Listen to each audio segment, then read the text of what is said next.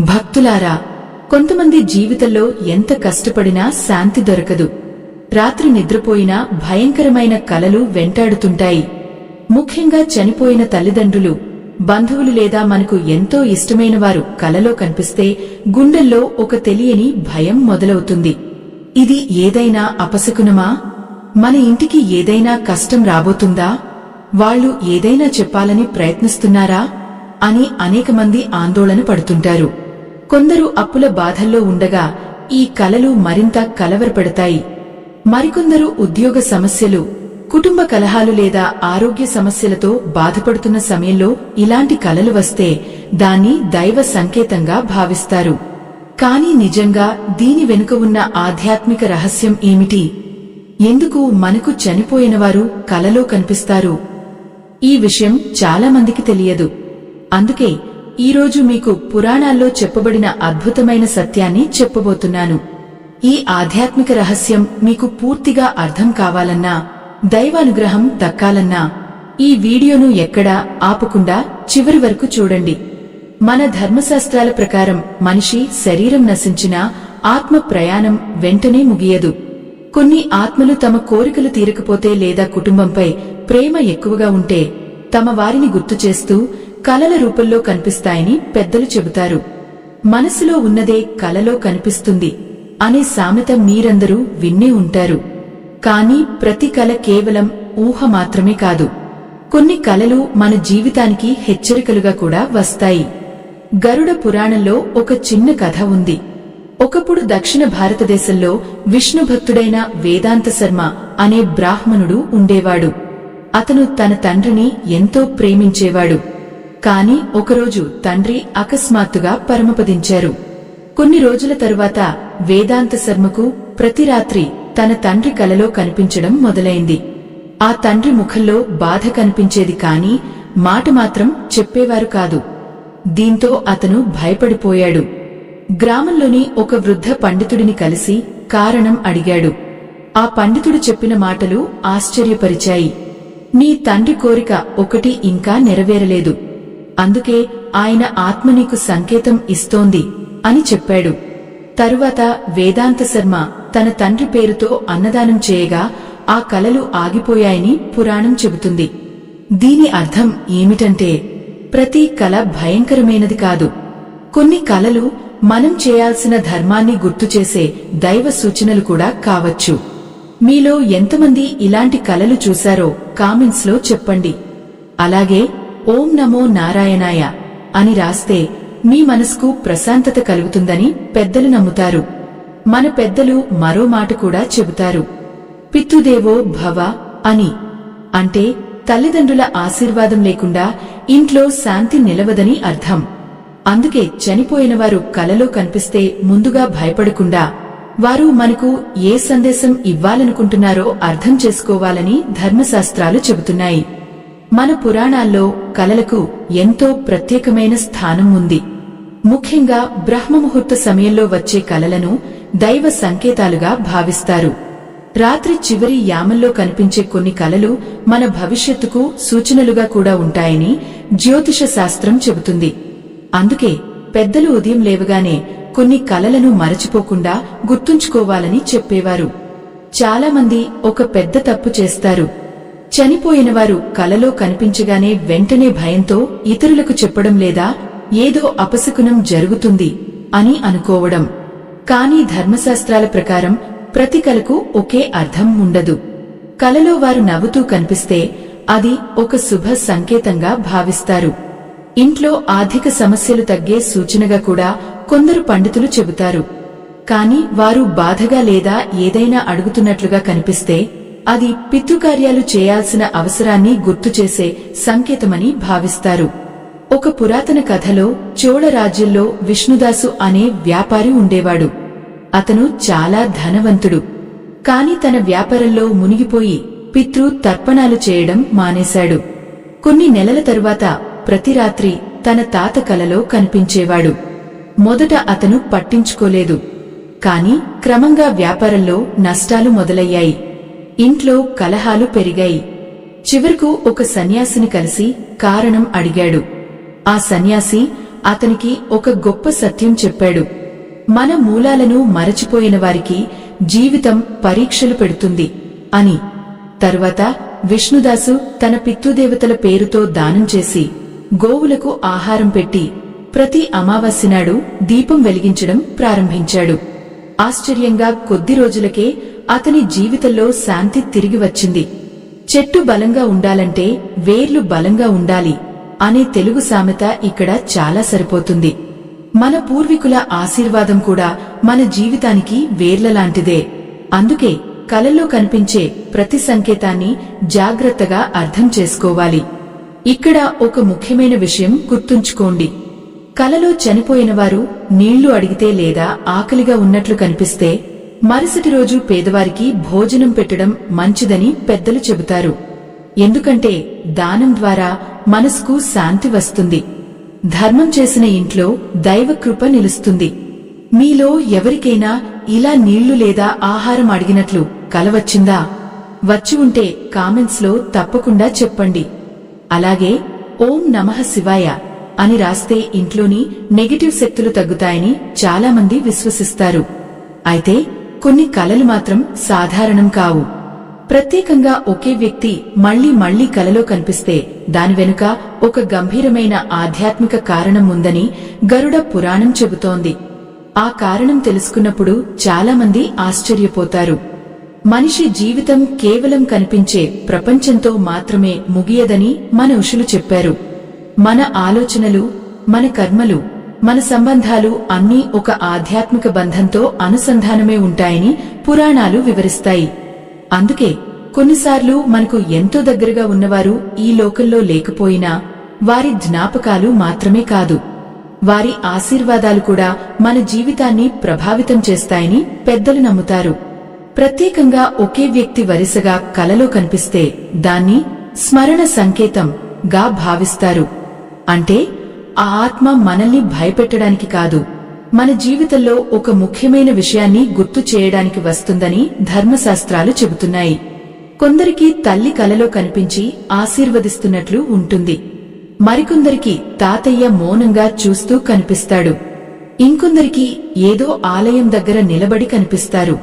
ఇవన్నీ సాధారణ కలలు కావని కొంతమంది ఆధ్యాత్మిక పండితులు వివరిస్తారు. స్కాంద పురాణంలో ఒక అరుదైన కథ ఉంది. కర్ణాటక ప్రాంతంలో మాధవయ్య అనే రైతు ఉండేవాడు. అతను చాలా కష్టపడి పనిచేసినా అప్పులు తగ్గేవి కాదు. ఒకరోజు నుండి ప్రతి అమావాస్య రాత్రి అతనికి తన అమ్మమ్మ కలలో కనిపించడం మొదలైంది. ఆమె చేతిలో ఒక చిన్న దీపం ఉండేది. కాని ఏ మాట మాట్లాడేది కాదు. మొదట మాధవయ్య దాన్ని సాధారణ కలగా తీసుకున్నాడు. కాని ఆ కల ప్రతి నెలా రావడం ప్రారంభమైంది. చివరకు అతను ఒక జ్ఞాని వద్దకు వెళ్లాడు. ఆ జ్ఞాని ధ్యానం చేసి ఒక విషయం చెప్పాడు. నీ ఇంట్లో ఎన్నో సంవత్సరాలుగా పితృదీపం వెలగడం లేదు. అందుకే నీ పూర్వీకులు నీకు గుర్తు చేస్తున్నారు అని.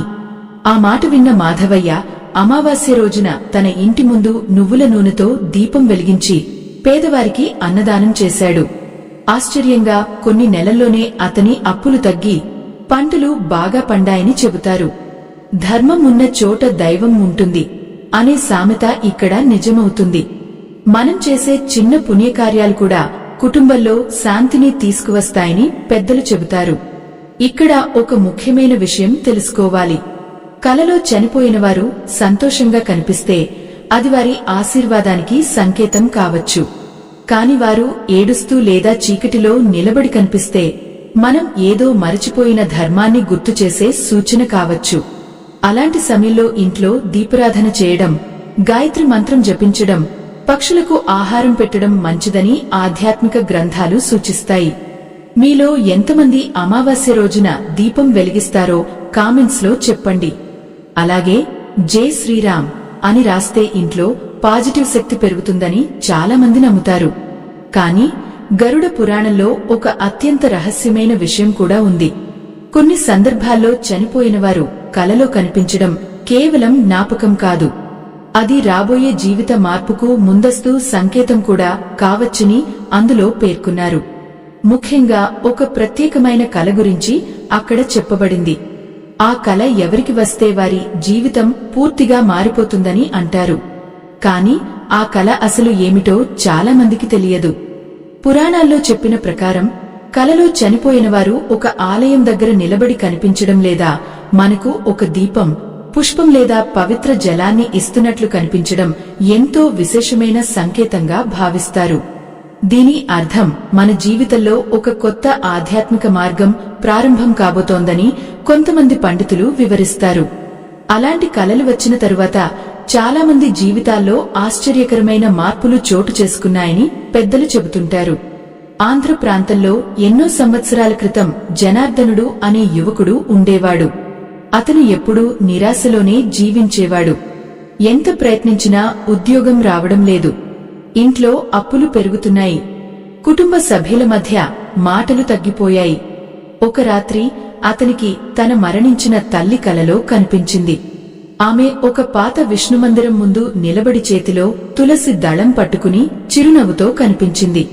కాని ఒక్క మాట కూడా మాట్లాడలేదు. ఉదయం లేచిన జనార్దనుడు ఆ కలను పదే పదే గుర్తు చేసుకుంటూ ఉన్నాడు. కొన్ని రోజుల తరువాత గ్రామంలోని ఒక వృద్ధ భక్తుడు అతనికి చెప్పాడు, "ఇది భయంకరమైన కల కాదు బిడ్డా. ఇది నీ జీవితంలో దైవకృప ప్రారంభమవుతున్న సంకేతం కావచ్చు" అని. ఆ మాటలు విన్న తరువాత జనార్దనుడు ప్రతి శనివారం ఆలయానికి వెళ్లి సేవ చేయడం ప్రారంభించాడు. తులసి మొక్కకు నీళ్లు పోసి ప్రార్థన చేయసాగాడు.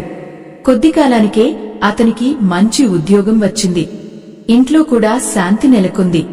దీపం వెలిగితే చీకటి పారిపోతుంది అనే తెలుగు సామెత ఇక్కడ చాలా గొప్ప అర్థాన్ని ఇస్తుంది. మనసులో భయం ఉన్నప్పుడు దైవస్మరణ మనకు వెలుగులా మారుతుంది. అందుకే కలని చూసి భయపడటానికి బదులుగా వాటి వెనుక ఉన్న ఆధ్యాత్మిక సందేశాన్ని అర్థం చేసుకోవాలని పెద్దలు చెబుతారు. ఇక్కడ మరో ముఖ్యమైన విషయం ఉంది. కలలో చనిపోయినవారు మనకు ఆశీర్వాదం ఇస్తున్నట్లు కనిపిస్తే మరుసటి రోజు ఇంట్లో దీపం వెలిగించి పాలు లేదా పండ్లు దానం చేయడం శుభప్రదమని అంటారు. ఇలా చేయడం ద్వారా కుటుంబంలో శాంతి పెరుగుతుందని విశ్వాసం. మీలో ఎవరికైనా ఇలా ఆశీర్వదిస్తున్నట్లు కల వచ్చిందా? వచ్చి ఉంటే కామెంట్స్ లో తప్పకుండా చెప్పండి. అలాగే గోవిందా గోవిందా అని రాస్తే మీ ఇంటికి దైవ కటాక్షం కలుగుతుందని భక్తులు నమ్ముతారు. ఈ వీడియో మీకు ఉపయోగపడుతుంటే మీకు తోచిన సహాయం స్కానర్ ద్వారా చేయవచ్చు. మీ ప్రేమ, మీ ఆశీర్వాదం ఈ ఆధ్యాత్మిక ప్రయాణాన్ని మరింత ముందుకు తీసుకెళ్తుంది. అయితే ఇంకా ఒక ఆశ్చర్యకరమైన రహస్యం మిగిలే ఉంది. కొన్ని కలలు ఎందుకు సంవత్సరాల తరువాత నిజమవుతాయి? చనిపోయినవారు కలలో చెప్పిన కొన్ని సంకేతాలు ఎందుకు తరువాత జీవితంలో నిజంగా జరుగుతాయి? దీనికి సంబంధించిన పురాణ రహస్యం తదుపరి భాగంలో తెలుసుకోబోతున్నారు. మన ఋషులు కలలను కేవలం మనసులో వచ్చే ఊహలుగా మాత్రమే చూడలేదు.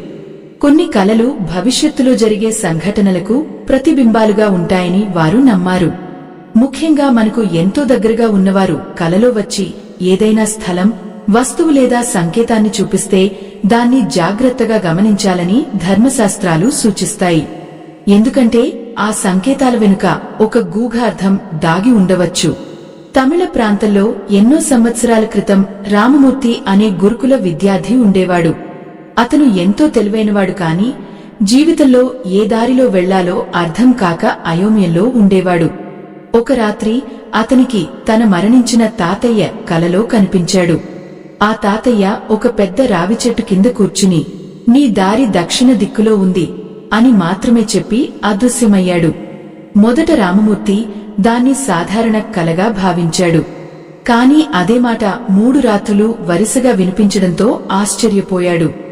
చివరకు తన గురువుగారికి ఈ విషయం చెప్పాడు. గురువు కొద్దిసేపు ధ్యానం చేసి, "ఇది నీ జీవితానికి దారి చూపించే సంకేతం కావచ్చు" అని చెప్పారు. కొన్ని నెలల తరువాత రామమూర్తి దక్షిణ భారతంలోని ఒక ప్రసిద్ధ ఆలయానికి వెళ్లే అవకాశం వచ్చింది. అక్కడ అతనికి వేదశాస్త్రాలలో విద్యాభ్యాసం చేసే అవకాశం లభించింది. తరువాత అతను గొప్ప పండితుడిగా ప్రసిద్ధి చెందాడు. ఈ కథ మనకు ఒక గొప్ప విషయాన్ని నేర్పుతుంది. కొన్ని కలలు భయపెట్టడానికి రావు. అవి మన జీవితాన్ని సరైన మార్గంలో నడిపించడానికి వచ్చే సూచనలు కూడా కావచ్చు. దైవం చూపిన దారిలో నడిస్తే దుంహకం దూరమవుతుంది అని పెద్దలు చెప్పిన మాట వృధా కాదు. ఇక్కడ ఒక ముఖ్యమైన విషయం గుర్తుంచుకోండి. కలలో చనిపోయినవారు మనతో మాట్లాడితే వారు చెప్పిన ప్రతి మాటను వెంటనే భయంతో అర్థం చేసుకోవద్దు. కొన్నిసార్లు అది మన అంతరాత్మ మనకు ఇచ్చే సూచన కూడా కావచ్చు. అందుకే ఉదయం లేచిన వెంటనే ప్రశాంతంగా కూర్చుని ఆ కల గురించి ఆలోచించడం మంచిదని ఆధ్యాత్మిక గ్రంథాలు చెబుతున్నాయి. అలాగే ఇంట్లో తరచుగా ఇలాంటి కలలు వస్తుంటే ప్రతి పౌర్ణమి రోజున ఒక దీపం వెలిగించి విష్ణు సహస్రనామం వినడం మంచిదని చాలామంది భక్తులు నమ్ముతారు. దాంతో మనసుకు ధైర్యం పెరుగుతుంది, ఇంట్లో ప్రశాంత వాతావరణం ఏర్పడుతుంది. మీలో ఎంతమంది పౌర్ణమి రోజున దీపారాధన చేస్తారో కామెంట్స్ లో చెప్పండి. అలాగే శ్రీరామ జయం అని రాస్తే మీ కుటుంబానికి శుభం కలుగుతుందని చాలామంది విశ్వసిస్తారు. కానీ ఇప్పుడు మీరు వినబోయే విషయం అత్యంత ఆశ్చర్యకరమైనది. కొంతమందికి చనిపోయినవారు కలలో కనిపించి ఒక హెచ్చరిక ఇస్తారని పురాణాల్లో చెప్పబడింది. ఆ హెచ్చరికను అర్థం చేసుకున్నవారి జీవితం మారిపోతుంది. కాని దాన్ని నిర్లక్ష్యం చేసిన వారికి అనుకొని కష్టాలు ఎదురయ్యాయని ఒక పురాతన గ్రంథంలో ఉంది. ఆ రహస్యాన్ని ఇప్పుడు చివరి భాగంలో తెలుసుకోబోతున్నారు. గరుడ పురాణంలో ఒక గంభీరమైన సందేశం ఉంది. మనిషి జీవితంలో కొన్ని సందర్భాల్లో దైవం నేరుగా కనిపించదు, కాని సంకేతాల రూపంలో మనల్ని హెచ్చరిస్తుందని అందులో వివరించారు. ఆ సంకేతాల్లో కలలు కూడా ఒకటి. ముఖ్యంగా చనిపోయినవారు కలలో వచ్చి ఏదైనా విషయం గురించి జాగ్రత్తగా ఉండమని సూచిస్తే దాన్ని పూర్తిగా నిర్లక్ష్యం చేయకూడదని పెద్దలు చెబుతారు. కేరళ ప్రాంతంలో ఎన్నో సంవత్సరాల క్రితం ధనేశ్వరన్ అనే వ్యక్తి ఉండేవాడు. అతను ధనవంతుడు కాని అహంకారం ఎక్కువ. ఇంట్లో పెద్దల మాట వినేవాడు కాదు. ఒక రాత్రి అతనికి తన మరణించిన అన్నయ్య కలలో కనిపించాడు.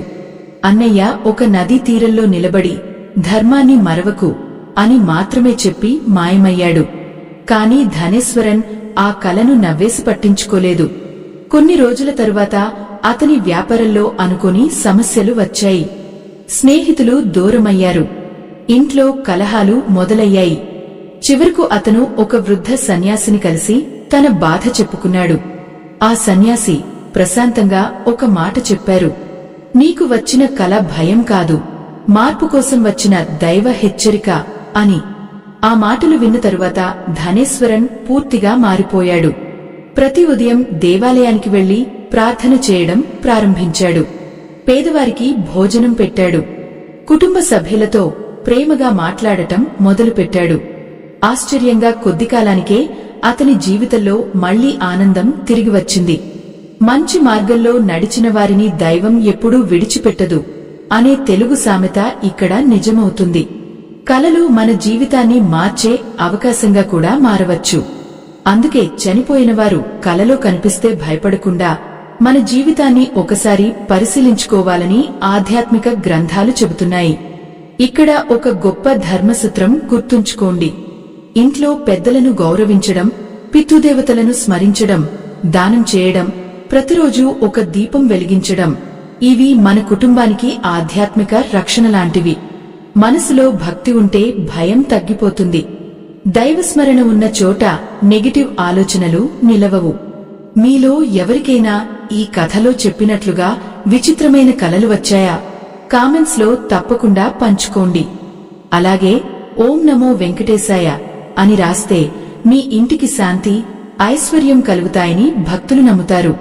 ఈ ఆధ్యాత్మిక ప్రయాణం మీకు ఉపయోగపడుతుంటే మీకు తోచిన సహాయం స్కానర్ ద్వారా చేయవచ్చు. మీ సహాయం ఇలాంటి మరెన్నో ఆధ్యాత్మిక కథలను అందరికీ చేరవేయడానికి బలంగా నిలుస్తుంది. ఇప్పుడు మీకు ఒక విషయం స్పష్టంగా అర్థమే ఉంటుంది. చనిపోయినవారు కలలో కనిపించడం ప్రతిసారి భయానికి సంకేతం కాదు. కొన్నిసార్లు అది ప్రేమ, ఆశీర్వాదం, హెచ్చరిక లేదా మన జీవితాన్ని సరిదిద్దే దైవ సూచన కూడా కావచ్చు.